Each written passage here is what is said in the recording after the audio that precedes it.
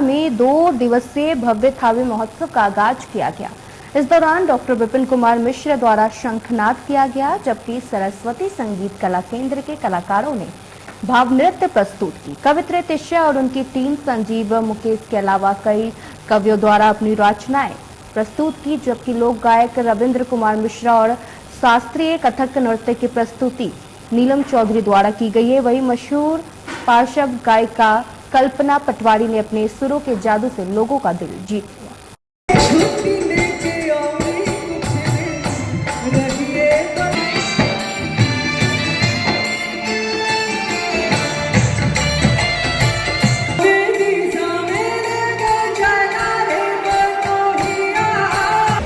मां थावे के भक्तगण सबका अभिनंदन और वंदन। ये हमारे आज के बच्चे जो कल के भविष्य हैं।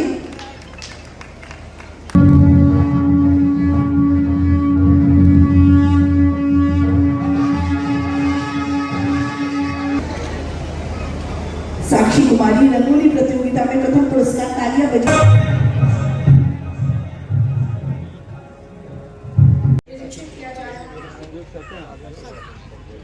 अभी से जो भी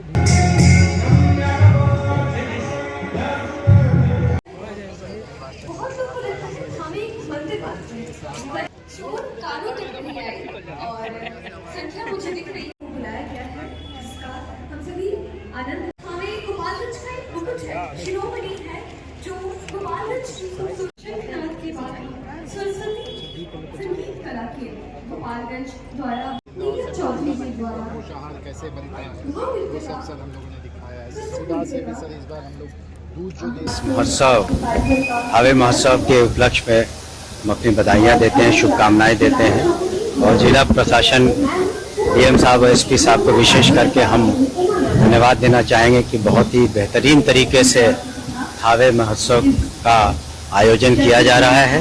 आज उद्घाटन था और जो स्टॉल्स लगे हैं आपने देखा होगा, उसमें जो विकास के जो जहाँ जहाँ विकास हुआ है, चाहे वो कृषि का क्षेत्र हो चाहे अन्य क्षेत्र हो, सभी का प्रदर्शनी लगाई गई है और इसके पैम्फलेट्स भी हैं जो आम नागरिकों के बीच में बांटे जाएंगे। और बहुत ही महत्वपूर्ण है ये थावे की भूमि ये, और हम समझते हैं जो कलाकार बुलाए गए हैं। सबसे पहले तो जो भी देख रहे हैं मुझे, मैं सभी को प्रणाम करती हूँ और थावे मैया की इस धरती को प्रणाम करती हूँ। हम लोगों के लिए बहुत गर्व की बात है कि आज इस ऐतिहासिक कार्यक्रम में, ऐतिहासिक कवि सम्मेलन में हमारी सहभागिता रहेगी, तो हम लोग सभी बहुत उत्साहित हैं। और सबसे कमाल की बात तो ये है कि थावे महोत्सव के इतिहास में पहली बार कवि सम्मेलन का आयोजन करवाया गया है, जो हम सभी कवियों के लिए बहुत ही सौभाग्य की बात है। और कमाल की बात तो यह है कि आज नवरात्रि का, चैत्री नवरात्रि का आखिरी दिन है, यानी कि दशमी है, और दशमी के दिन थावे मैया के दरबार में हम काव्य पाठ करेंगे। इससे अद्भुत क्या हो सकता है, तो हम सभी बहुत रोमांचित हैं। देखिए, ये सौभाग्य की बात है हम सारे कवियों के लिए कि आज हमारे जो शब्द हैं, शब्द तीर्थ यात्रा पे निकली है। माँ शारदे भवानी, माँ थावे भवानी के चरणों में हम लोग शब्द यज्ञ करेंगे। इससे ज्यादा सौभाग्यशाली किसी भी कवियों के लिए, किसी भी कविता के लिए यह सौभाग्य का विषय है कि हम माँ थावे के चरणों में कुछ शब्द अर्पित करेंगे। और मैं हमेशा से कहता रहा हूँ कि कविता जो है भाव के अभाव को दूर करती है।